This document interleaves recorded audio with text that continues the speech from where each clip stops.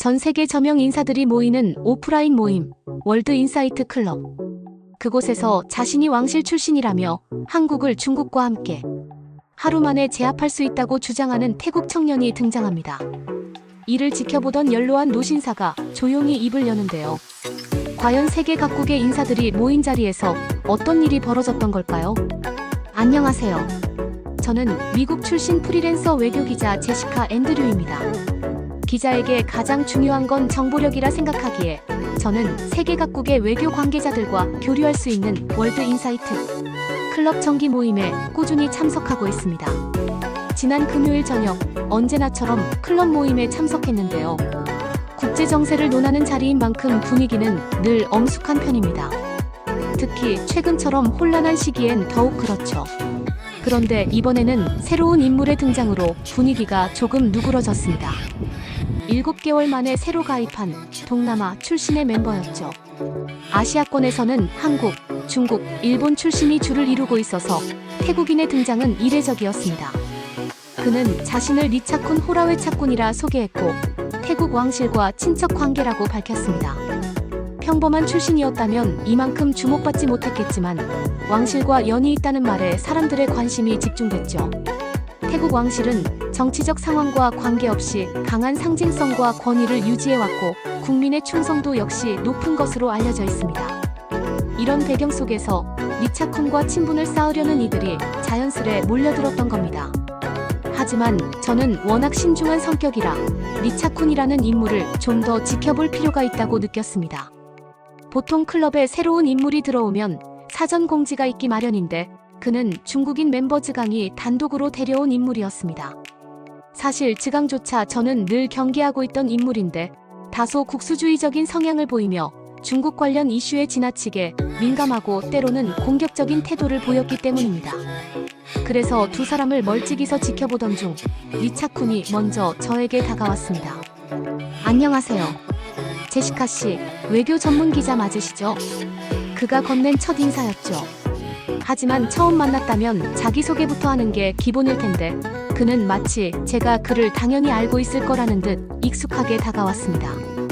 그래서 저는 조심스럽지만 단호하게 말했습니다. 저는 제시카고 외교 전문 기자입니다. 그런데 당신은 누구시죠? 그러자 그는 여전히 오만한 태도를 숨기지 않은 채 말했죠. 지금 제게 누군지 묻는 겁니까? 아까 사람들이 제 얘기하는 걸 못 들으셨어요? 저는 리차쿤 호라웨차쿤입니다. 태국 왕실의 최측근이라 할 수 있죠. 그는 자신을 높여주길 바라는 듯한 태도를 보였지만 저는 그런 성격이 아니었기에 조용히 그를 바라보기만 했습니다. 그러자 그는 답답하다는 듯 이렇게 말했습니다. 이봐요, 제시카 씨. 저한테 무리하게 굴면 당신한테 좋을 게 없습니다. 지금 저는 기자인 당신에게 기회를 주려는 겁니다. 무슨 기회인지 궁금해서 일단 들어봤죠. 그러자 그가 꺼낸 주제는 다름 아닌 벤코리아 운동이었습니다. 지금 태국 내에서 벤코리아 운동이 확산되고 있어요. 그런데 서구권 언론들은 이 현상을 외면하더군요. 그래서 제가 직접 나섰습니다. 제시카 씨가 이 이슈를 세상에 알려주시길 바랍니다. 리차쿤은 마치 제가 그의 부하라도 되는 듯 지시하듯 말했지만 기자로서 이 이슈는 분명 흥미롭고 탐구할 가치가 있어 보였습니다. 결론부터 말하죠. 벤코리아는 한국 관련 모든 것을 소비하지 않겠다는 운동입니다. 여행, 음식, 드라마, 제품 등 전반을 아우르죠. SNS에 해시태그 벤코리아를 검색해보세요. 그 말대로 실제로 검색해보니 수많은 게시물과 함께 생각보다 큰 규모의 불매운동이 벌어지고 있었습니다. 태국은 한국 관광 산업을 지탱하는 핵심 국가입니다. 그런데 한국 정부가 갑자기 태국인에게 입국 비자를 요구했어요. 말이 됩니까? 다른 나라는 무비자인데 우리만 비자라니 이건 명백한 차별입니다. 그가 목소리를 높이자 주변 사람들이 하나둘 모여들었고 리차쿤은 더 힘을 실어 말을 이어갔습니다. 여러분, 비자 문제만이 아닙니다. 비자를 발급받고도 한국 땅을 밟자마자 다시 돌려보낸 사례도 있어요. 절차를 다 밟았는데도요. 그 순간 한 인사가 조용히 반론을 제기했습니다. 저는 예전에 한국에서 1년간 거주했는데 한국은 포용적인 사회를 만들기 위해 노력하는 나라였습니다. 지금 말씀은 다소 편향된 시각 같습니다. 리차쿤은 되물었습니다. 당신 국적이 어디죠? 캐나다입니다. 그렇다니까요. 한국은 백인이나 강대국 출신에게만 친절합니다. 태국이나 필리핀 사람에게는 다릅니다. 하지만 캐나다인은 침착하게 반박했습니다. 제가 본 한국은 달랐습니다. 동남아 출신 이주민을 위한 복지 정책과 교육 프로그램이 잘 운영되고 있었어요. 특히 다문화 가정 자녀를 위한 사회적 인식 개선 교육도 진행 중이었고요. 리차쿤의 주장에 비해 캐나다인의 말은 훨씬 구체적이고 설득력이 있었습니다. 하지만 리차쿤은 아랑곳하지 않고 목소리를 높였습니다. 그런 말이 무슨 소용입니까? 지금 현실은 한국 정부가 태국인의 입국을 어렵게 만들고 있고 그 여파로 올해 한국을 방문한 태국인 수가 작년보다 21.1%나 줄었습니다. 이 수치가 의미하는 바를 아십니까? 앞으로 한국 관광 산업은 더욱 타격을 받을 겁니다. 바로 그때 언제 왔는지도 모를 한국인 멤버 민성 씨가 단호하게 나섰습니다. 도대체 어디서 태국이 없으면 한국이 망할 거라는 생각을 하신 겁니까? 지금 태국 관광객 수가 줄었다고 해도 중국, 일본, 대만 등에서 한국을 찾는 여행객은 오히려 폭발적으로 증가하고 있습니다. 한국은 태국 없이도 충분히 잘 살아갑니다. 여기서 터무니없는 이야기 퍼뜨릴 시간에 차라리 태국 내 한국 관련 사업장을 걱정하는 게 낫겠네요. 그제야 리차쿤이 다소 과장된 주장으로 분위기를 몰아가고 있었다는 사실이 드러났습니다. 처음엔 민성 씨의 말이 다소 의아하게 들렸습니다. 보통 태국에 있는 한식당이라면 주로 현지 한인들이 이용할 테니 관광과는 무관하지 않냐는 생각이 들었죠. 하지만 곧 민성 씨의 말뜻이 명확해졌습니다.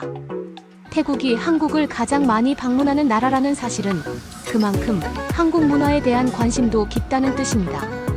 즉, 태국 내 한국 관련 사업은 단지 교민 대상이 아니라 현지인들이 한국 문화를 기반으로 자영업을 펼치며 생계를 이어가고 있다는 이야기였죠. 결국 벤코리아 운동으로 가장 큰 피해를 입는 건 한국이 아니라 오히려 태국 현지의 한국 콘텐츠 기반 사업에 종사하는 태국인들입니다. 즉, 자국민의 기회를 스스로 좁히고 있는 셈이었습니다. 하지만 리차쿤은 이런 맥락을 전혀 이해하지 못한 듯 보였습니다. 민성 씨의 논리에 맞선 그의 반박은 오히려 억지스러웠고 지성인이라기보다 철없는 아이 같은 모습이었습니다. 처음부터 즈강이 데려왔을 때 좀 더 경계했어야 했다는 생각이 들었습니다. 그리고 저만 그런 불쾌함을 느낀 게 아니었습니다. 다른 클럽 멤버들도 하나둘씩 조용히 리차쿤의 곁을 떠났고 결국 그는 처음과는 전혀 다른 분위기 속에서 조용히 자리를 떠나야 했습니다. 이 모임 이후 저는 벤코리아 운동의 실체를 객관적으로 알아보기 시작했습니다.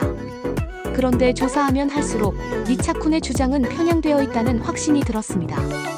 알고 보니 한국 정부가 태국인의 입국 절차를 까다롭게 만든 이유는 태국이 한국 내 불법 체류자 수 1위 국가였기 때문이었습니다. 더욱이 불법 체류 상태에서의 주요 활동이 약물이나 성매매 등 중대한 불법 행위와 연관되어 있었죠. 이런 현실을 마주하니 오히려 한국 정부의 조치가 너무 늦은 건 아닌가 싶을 정도였습니다. 어떻게 그동안 이걸 방치했을까 하는 생각까지 들더군요. 그래서 저는 태국과는 이쯤에서 인연을 끊을 마음을 먹고 있었습니다. 그런데 다음 날 리차쿤 씨가 제 사무실을 찾아왔습니다. 처음엔 항의하려는 줄 알았지만 예상과 달리 그는 공손한 태도로 말했습니다. 제시카 씨, 정말 당신의 도움이 필요합니다. 여러 곳을 찾아가 봤지만 누구도 태국의 억울함을 들어주지 않았어요. 저는 왕실 가문 출신입니다. 원하시면 돈은 넉넉히 드릴 수 있어요. 솔직히 황당했습니다. 태국은 억울할 일이 전혀 없었기 때문입니다. 오히려 인종차별국가라는 낙인을 억울하게 뒤집어 쓴 쪽은 한국이었으니까요. 그런 제 속사정도 모른 채 리차쿤은 간절히 덧붙였습니다. 제가 전에 무례하게 굴었다면 진심으로 사과드립니다. 제발 진실을 세계에 알려주세요. 그 간절함에 차마 거절은 못하겠더군요. 그래서 저는 그에게 이렇게 제안했습니다. 정말 억울하다고 생각하신다면 다음 모임에서 직접 이야기하세요. 리차쿤은 기뻐하며 꼭 참석하겠다고 했습니다. 하지만 그는 몰랐습니다. 제가 말한 다음 모임이 평소보다 훨씬 더 많은 사람들, 그리고 다양한 분야의 인사들이 참석하는 대규모 모임이라는 사실을요. 며칠 뒤 월드 인사이트 클럽의 특별 모임이 열렸습니다. 본격적인 사교 시간에 앞서 각자가 준비한 이야기를 나누는 시간이 있었는데요. 반려견의 출산 이야기부터 세계 경제, 정치 이슈까지 주제는 다양했습니다. 그리고 제 차례가 되었고 저는 자연스럽게 니차쿤을 소개했습니다. 정기 모임에 자주 오신 분들은 익숙하실 겁니다. 태국 왕실 소속 니차쿤 호라웨차쿤 씨입니다. 그 순간 니차쿤이 다급하게 제 소매를 잡아당기며 속삭였습니다. 왕실 소속은 아니고 왕실 측근입니다. 예전엔 자신을 마치 왕실 일원처럼 행동하더니 이제 와서 말을 바꾸려 하다니. 이미 말은 나갔고 저는 조용히 그에게 발표할 기회를 넘겨주었습니다. 자리에 선 니차쿤은 처음 만났을 때처럼 자신만만한 태도로 이야기를 시작했습니다. 하지만 말이 길어질수록 분위기는 점점 싸늘해졌고 이내 그는 주변의 시선이 달라졌다는 걸 깨달았습니다. 어떤 이가 조용히 질문을 던졌습니다. 한국이 왜 태국에 대해 입국 심사를 강화했는지에 대한 설명은 빠졌네요. 감정이 아니라 팩트로 이야기해주세요. 이에 대한 니차쿤의 반응은 충격적이었습니다. 앞으로 상황은 더 악화될 겁니다. 태국 국방부 장관은 중국과 함께라면 한국을 단숨에 점령할 수 있다고 했어요. 이런 민감한 발언은 공식 석상에서 매우 위험한 것이었습니다. 특히 태국이 군사적으로 한국과 맞설 수 있는 국가는 아니라는 점에서 니차쿤의 주장은 무모해 보였죠. 심지어 중국인 즉앙조차 당황할 정도였습니다. 하지만 니차쿤은 사람들이 침묵하는 이유를 자신에게 반박할 말이 없어서라고 착각하는 듯 보였습니다. 한국은 태국을 무시하지만 우리는 중국과 연합해 주변국을 견제하고 있습니다. 한국도 예외는 아닙니다. 그때 클럽의 최고령자였던 백발의 노신사가 조용히 물었습니다. 당신 말은 태국이 한국의 위협이 될 수 있다는 뜻이오? 맞습니다. 태국의 국방력은 충분합니다. 이에 노신사는 침착하게 반박하기 시작했습니다. 한국과 태국의 인구, 경제, 군사력 수치를 보면 누가 걱정해야 할지 뻔하오. 한국은 세계 5위권 군사력을 가진 나라요. 태국은 글쎄요, 순위도 정확히 기억나지 않는군요. 그 순간 니차쿤은 즉앙을 향해 동의를 구했지만 즉앙은 시선을 피하며 말을 아꼈습니다. 중국과의 군사훈련은 사실이지만 태국은 진심 어린 동맹이라 보기 어렵습니다. 즉앙이 등을 돌리자 니차쿤은 당황한 기색을 감추지 못했고 노신사는 계속해서 조목조목 니차쿤의 발언을 짚어나갔습니다.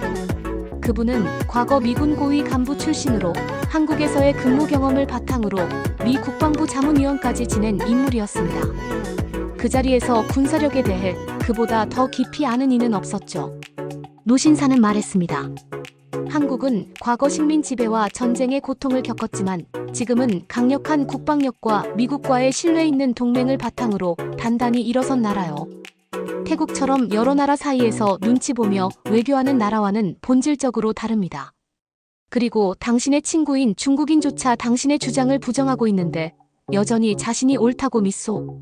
저는 한국인이 아닌 노신사가 이토록 열정적으로 한국을 변호하는 모습에 깊은 인상을 받았습니다.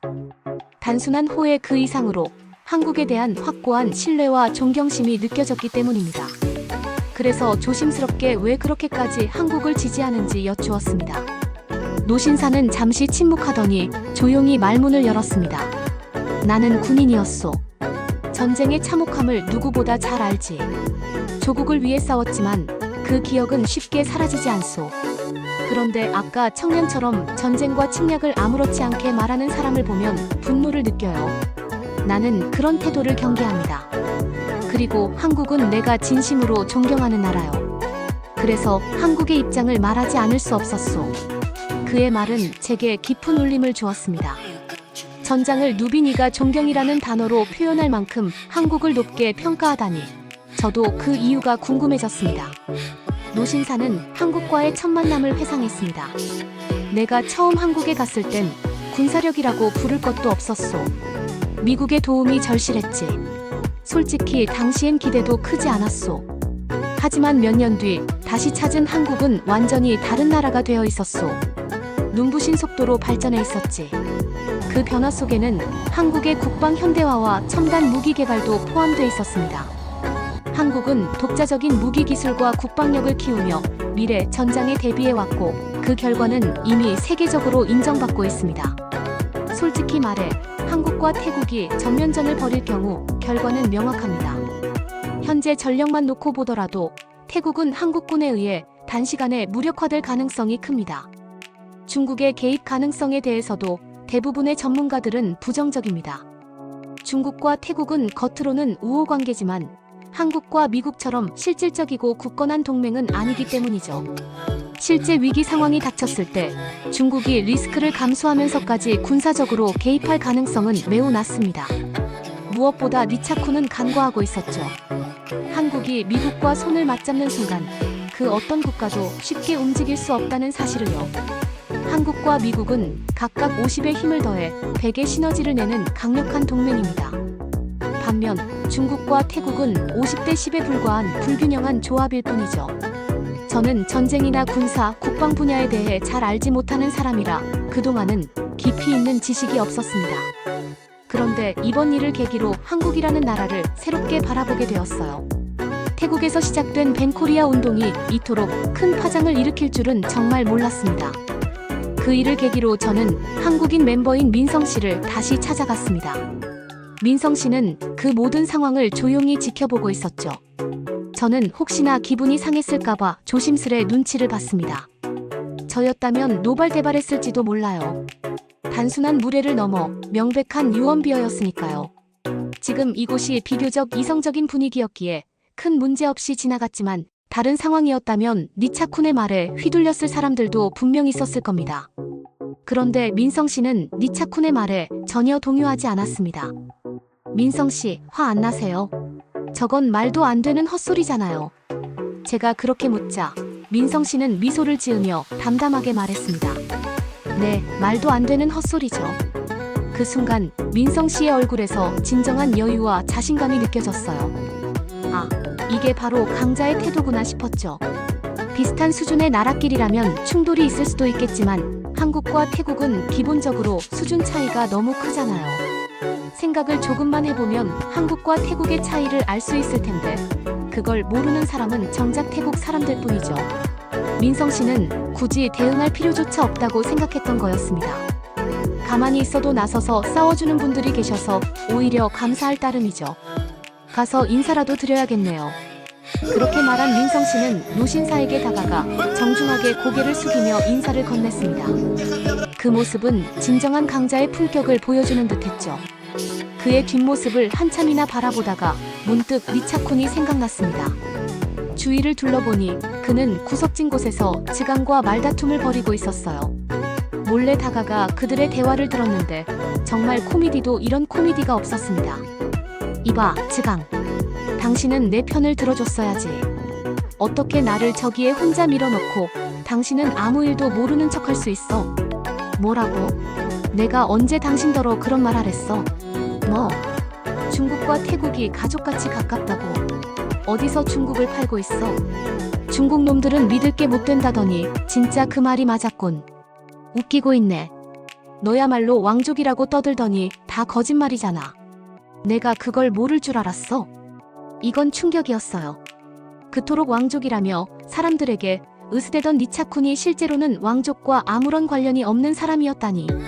즈강은 계속해서 니차쿤을 몰아세웠습니다. 됐어. 내가 진짜 왕족이건 친하건 그건 중요하지 않아. 지금 태국에서 왕실의 위엄이 예전 같지 않잖아. 배꼽티 입고 다니는 왕을 누가 존경하겠어? 다들 체면 때문에 존중하는 척하는 거지. 실제로는 관심도 없어. 맞잖아. 니차쿤은 한참을 말없이 있다가 결국 말문을 열었습니다. 내가 그런 말 하니까 좀 웃기긴 하네. 태국 왕실은 그래도 전통이라도 있지. 너희 중국은 독재 정권이 정권을 휘두르고 있잖아. 그 독재자 때문에 나라가 망해가고 있다는 걸 모를 것 같아. 중국 경제 바닥난 거 나 다 알고 있어. 이쯤 되면 그야말로 개싸움이었습니다. 절친한 친구라며 서로를 소개하던 두 사람은 이제 서로를 헐뜯고 감정적으로 폭발하기 시작했죠. 결국 욕설이 오가고 주먹 다짐까지 벌어졌습니다. 사람들이 말려서 싸움은 금방 끝났지만 이미 그들의 평판은 땅에 떨어진 뒤였습니다. 즈강은 클럽에서 영구 제명됐고 니차쿤은 애초에 자격도 없었기에 다시는 발도 들릴 수 없게 되었죠. 대통령이 추천해도 못 들어올 거라는 말이 나올 정도였어요. 저는 처음엔 저와 아무런 상관도 없을 거라 생각했던 한국과 태국 사이의 갈등이 이런 식으로 나비 효과를 일으킬 줄은 상상조차 못했습니다. 그리고 이 사건이 계기가 되어 제가 한국에 가게 되리라는 것도요. 사실 이전까지 한국에 대해 직접 기사를 써본 적은 없었는데 이제는 한국에 가서 꼭 전하고 싶은 이야기가 생긴 것 같습니다. 네, 오늘의 사연은 여기까지입니다. 전 세계 사람들이 함께 교류하고 활동하는 모임인 월드 인사이트 클럽은 저 역시 이번에 처음 들어봤습니다. 그런데 태국에서 시작된 이슈가 그 클럽 안에서도 화제가 되었다니 참 흥미롭죠. 정작 한국은 크게 신경도 쓰지 않았는데 오히려 태국 쪽에서 난리가 났던 상황이 인상 깊었습니다. 자, 여러분은 오늘 사연 어떻게 들으셨나요? 재미있게 보셨다면 구독과 좋아요 꼭 부탁드리고요. 영상 끝까지 시청해주신 모든 분들께 진심으로 감사드립니다. 그리고 언제나 변함없이 응원해주시는 111 감동 구독자 여러분 정말 사랑합니다. 감사합니다.